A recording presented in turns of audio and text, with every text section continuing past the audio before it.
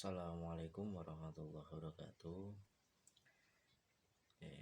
Di sini saya akan mengutarakan atau menjelaskan tentang pengurusan jenazah. Yaitu materi ini saya tulis, nama saya Eko Setiawan SPDI. Langsung saja.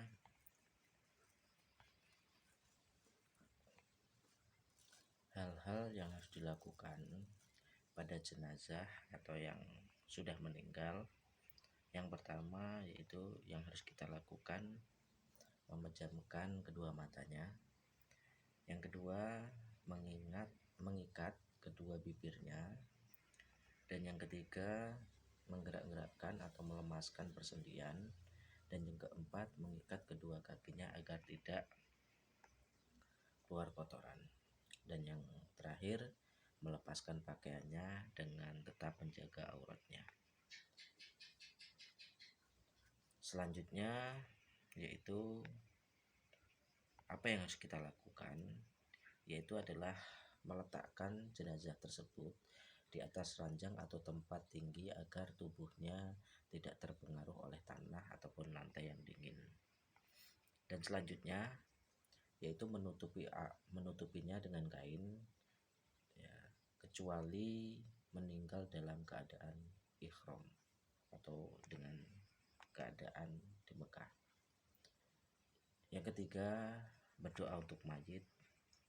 Yang keempat, keluarga yang ditinggalkan harus bersabar dan ridho. Dan yang kelima yaitu mengucap kalimat istirja. Dan yang keenam, tidak menyebutnya kecuali dengan kebaikan-kebaikan. Yang ketujuh, melunasi hutang-hutang jenazah tersebut. Yang melunasi yaitu ahli warisnya. Segera menyegerakan persiapan pengurusan berupa mandian, mengkafani, mensolatkan, dan mengkuburkannya.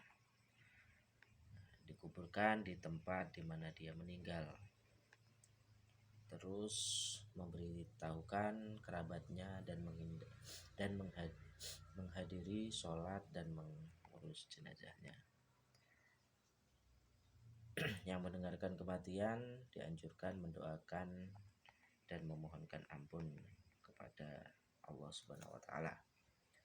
Menyegerakan wasiatnya apabila si mayat tersebut atau jenazah tersebut meninggalkan wasiat. Selanjutnya tahap yang pertama yaitu memandikan jenazah. Hukumnya adalah fardu kifayah.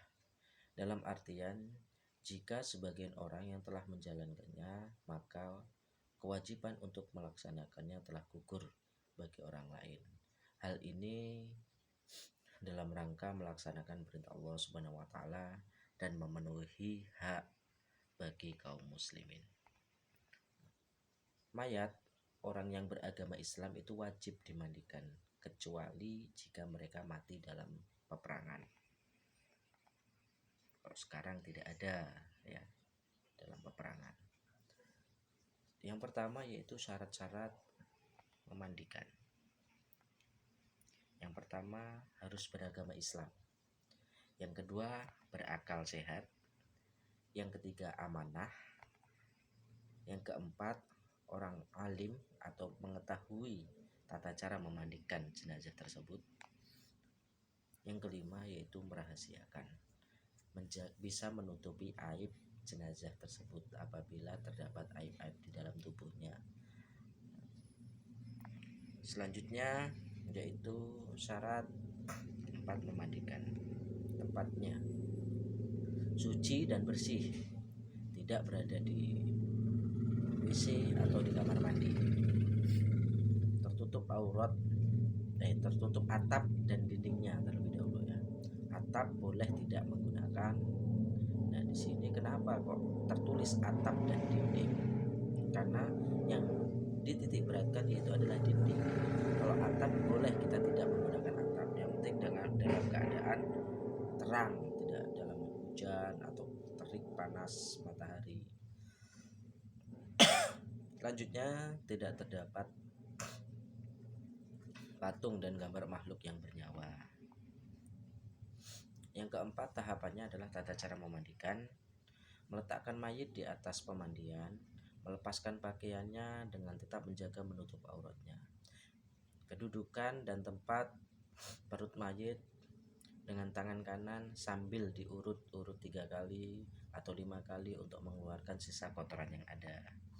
Selanjutnya menggunakan sarung tangan atau kain yang membersihkan mayit di bawah kain penutupnya, yaitu pakai masker, celak, dan lain sebagainya. Selanjutnya tata caranya adalah memilah ya. Mulailah dengan mewudukan mayit seperti wudunya orang sholat. Jadi sebelum dimandikan diwudukan terlebih dahulu atau disucikan dengan cara berwudu.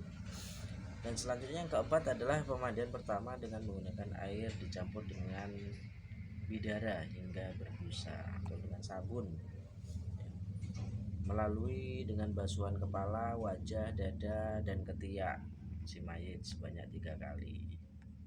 Lalu mulai dengan sisi yang kanan mayit, yaitu dibasuh, membasuhnya mulai dari sebelah kanan hingga keseluruhan. Lalu mulailah dari tahap yang posisi yang sebelah kiri ya. Tuangkan air ke seluruh tubuh melalui dari kepala hingga kaki mayit dalam keadaan terlentang. Lakukan hal tersebut untuk kedua kalinya. Untuk ketiga menggunakan air dicampur dengan kapur barus, karena kapur barus itu manfaatnya apa? Yaitu kapur barus dapat mendinginkan atau menguatkan atau mengeraskan tubuh si mayit tersebut untuk mengusir serangga dan mencegah tubuhnya untuk cepat membusuk. Itulah fungsi dari kapur barus. Setelah selesai, keringkan tubuhnya dan kain handuk ganti dengan penutup yang baru atau yang kering untuk menjaga auratnya. Pindahkan mayit dengan hati-hati ke tempat pengkafanan. Memandikan jenazah wanita sebagaimana jenazah pria, hanya saja setelah dimandikan rambutnya dierai dan disisir, kemudian dikepang menjadi 3 atau bagian, kemudian dikebelakangkan atau boleh juga disanggul ya, tidak boleh diuraikan kalau untuk jenazah yang rambutnya panjang untuk perempuan. Mengkafani jenazah.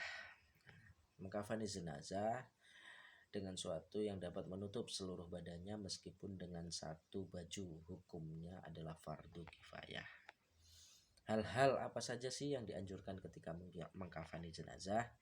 Dalam mengkafani jenazah ada beberapa hal yang harus diperhatikan. Di antaranya, kain yang dipergunakan untuk mengkafani mayat adalah kain yang bagus, suci, bisa menutupi semua badan mayat. Kalau di masyarakat umum biasanya yaitu adalah kain kafan, hendaknya berwarna putih. Nah, dioles dengan minyak wewangian. Ya, kain kafan digunakan untuk laki-laki sebanyak 3 helai atau 3 lapis, dan untuk perempuan sebanyak 5 lapis. Bagaimana kalau lebih? Perempuan itu menjadi 7, laki-laki menjadi 5. Ya nggak apa-apa. Ya, minimal. Nah, kain kafan yang harus dilakukan atau diperbolehkan minimal 3 untuk laki-laki, 5 untuk perempuan. Nah, tata cara mengkafani yaitu yang pertama, cara mengukur kain kafan. Panjang ukurannya yaitu diperkirakan lebihnya kira-kira ada 60 cm. Buat apa lebihnya? Yaitu adalah untuk mengikat ujung dari kepala dan ujung kaki. Lebar mayit yaitu dari ujung bahu kanan dan kiri, kemudian pengukuran dikalikan 3. Letakkan lipatan kain pertama pada bagian kepala terlebih ya, yang dilebihkan kira-kira adalah 40 cm. Nah, kalau kaki 20 cm. Jadi ukurannya 60 cm. Karena apa? Harus kuat untuk penaliannya ya. Letakkan lipatan kedua dan ketiga di lapisan lipatan yang pertama dengan cara serupa, lalu ditambah kapas di atasnya. Kain kafan yang telah disiapkan kemudian ditaburi wangian atau kapur barus, kemudian diletakkan ke mayit di atasnya dengan hati-hati tetap menjaga auratnya. Oleskan minyak wangi pada tubuhnya. Dianjurkan yaitu adalah 7 anggota tubuh: kening, lutut, telapak kaki, telapak tangan, hidung, dan di sela-sela persendian.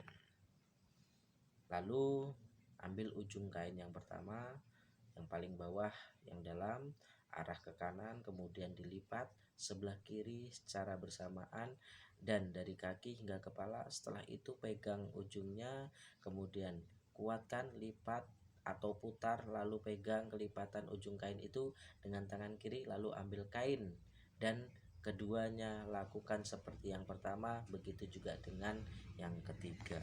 Cara melipatnya: ikat dengan kuat, jadikan ikatan yang di sebelah sisi kiri mayit, selimut mayit yang telah dikafani agar benar-benar tertutup dan terjaga sebelum dikuburkan.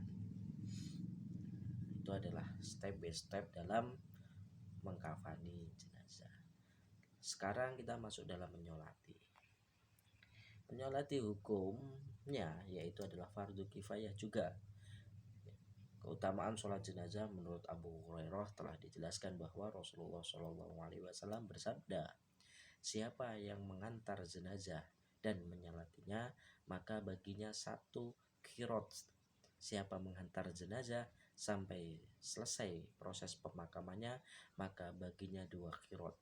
Yang paling kecil adalah seperti gunung Uhud, dan atau salah satu dari keduanya adalah seperti gunung Uhud kembali. Nah, itu adalah hadis riwayat yang menurut Abu Hurairah. Lalu yang pertama adalah syarat sholat jenazah. Syarat jenazah memiliki beberapa syarat. Bagaimana syarat dalam melaksanakan sholat fardu, yaitu adalah badannya suci, suci dari hadas kecil maupun hadas besar, yaitu menghadap kiblat, menutup aurat. Lalu yang membedakan antara sholat jenazah dan sholat fardu adalah sholat jenazah tidak terikat oleh waktu. Ada orang meninggal, kita sholati. Yang kedua yaitu adalah rukun sholat jenazah. Yang pertama adalah niat. Yang kedua berdiri bagi yang mampu. Yang ketiga takbir sebanyak 4 kali, mengangkat kedua tangan saat takbir. Yang keempat membaca Al-Fatihah dengan suara lirih.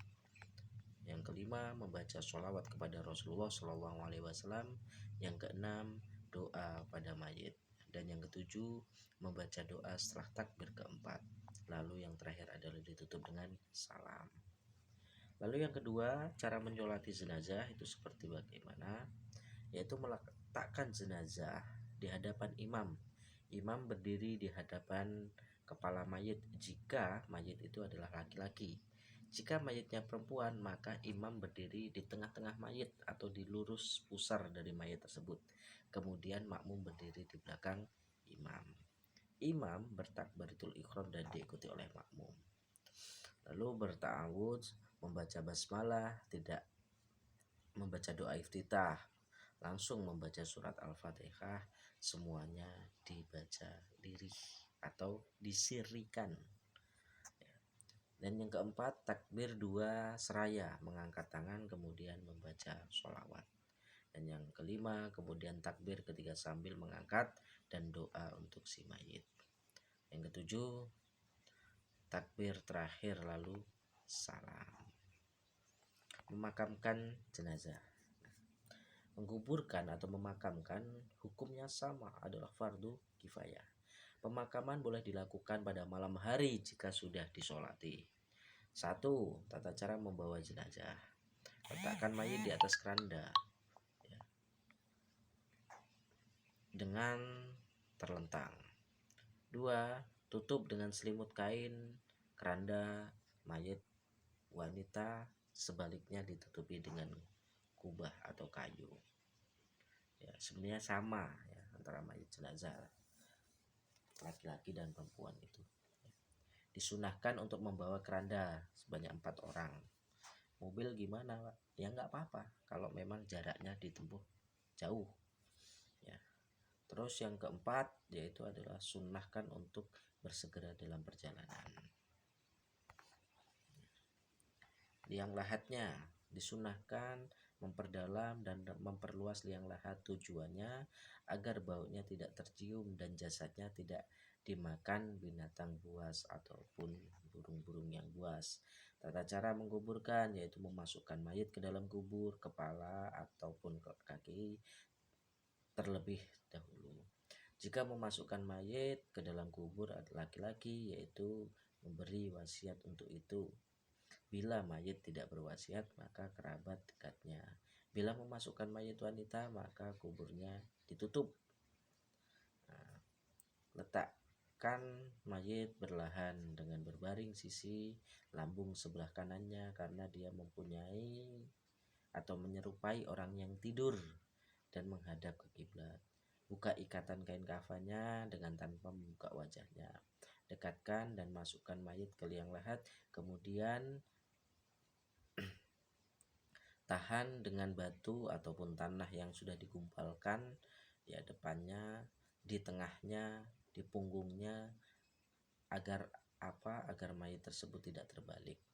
Nah, tutuplah liang lahat dengan kayu, tutup bagian yang kosong di antara kayu dengan tanah liang lahat, mayat tidak kejatuhan tanah dari atas atau dari kuburan tersebut. Memasukkan ke dalam tanah, dalam kuburan, tinggikan dari atas permukaan tanah sedengkal, lalu diberikan seperti punuk ataupun tanda, patok lah kalau bahasanya ya. Percik kubur dengan air, kemudian taburi kerikil agar kuburan tidak terbawa angin dan aliran air. Ditandai dengan kayu ataupun batu pada bagian kepala. Setelah itu berdoa untuk mayit. Tidak diperbolehkan duduk bersandar atau melangkahi makam. Tempat yang lebih utama untuk memakamkan jenazah adalah tempat pemakaman kaum muslimin. Karena dengan begitu orang yang masih hidup tidak terganggu dengannya, dan juga seakan-akan jenazah tersebut berada di tempat yang semestinya. Ia lebih banyak mendapatkan doa-doa. Nah, itu saja penjelasan dari Bapak. Apabila kurang paham atau kurang jelas dari penjelasan materi yang Bapak sampaikan, bisa kita sambung kembali di lain waktu, dan boleh untuk menghubungi atau membuka referensi lain. Itu saja yang Bapak sampaikan. Bapak akhiri, billahi taufiq wal hidayah. Assalamualaikum warahmatullahi wabarakatuh.